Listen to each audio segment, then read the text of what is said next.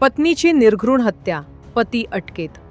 बुलढाणा जिल्ह्यातील खामगाव शहरात घरगुती वादातून पतीने पत्नीची लोखंडी सब्बलने हत्या केल्याची धक्कादायक घटना समोर आली आहे. रेल्वे गेट परिसरात घडलेल्या या घटनेमुळे परिसरात खळबळ उडाली असून पोलिसांनी आरोपी पतीला अटक केली आहे. खामगावातील रेल्वे गेट परिसरातील झोपडपट्टीत राहणारा प्रकाश रूपलाल सोळंके वय 25 आणि त्याची पत्नी सविता प्रकाश सोळंके वय 22 यांच्यात गुरुवारी रात्री 11:30च्या सुमारास जोरदार वाद झाला.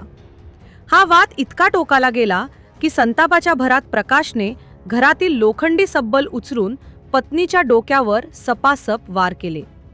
या भीषण हल्ल्यात सविताचा जागीच मृत्यू झाला. घटनेची माहिती मिळताच फिर्यादी संजय शेनाजी मेढे हे आरोपीच्या घरी पोहोचले असता सविता रक्ताच्या थारोळ्यात मृतावस्थेत पडलेली दिसली, तर आरोपी प्रकाश सोळंके हा हातात रक्ताने माखलेली सब्बल घेऊन उभा होता.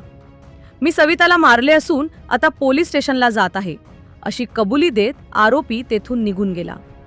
घटनेची माहिती मिळताच खामगाव शहर पोलीस स्टेशनचे ठाणेदार रामकृष्ण पवार आपल्या पथकासह घटनास्थळी दाखल झाले. पोलिसांनी पंचनामा करून मृतदेह उत्तरीय तपासणीसाठी पाठवला आहे. या प्रकरणी आरोपी प्रकाश सोळंके विरोधात भारतीय न्याय संहिता अर्थात BNS कलम 103(1) अंतर्गत गुन्हा दाखल करण्यात आला आहे. या प्रकरणाचा पुढील तपास सहाय्यक पोलीस निरीक्षक विकास पाटील हे करत आहेत. मध्यरात्री घडलेल्या या थरारक घटनेमुळे परिसरात भीतीचे वातावरण निर्माण झाले असून अवघ्या 22 वर्षांच्या विवाहितेच्या मृत्यूमुळे हळहळ व्यक्त केली जात आहे. घरगुती वादाचे रूपांतर थेट खुनात झाल्याने खामगाव शहर हादरले आहे.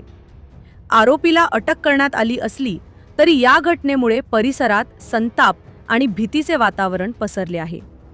व्हायरल विषय न्यूज, खामगाव.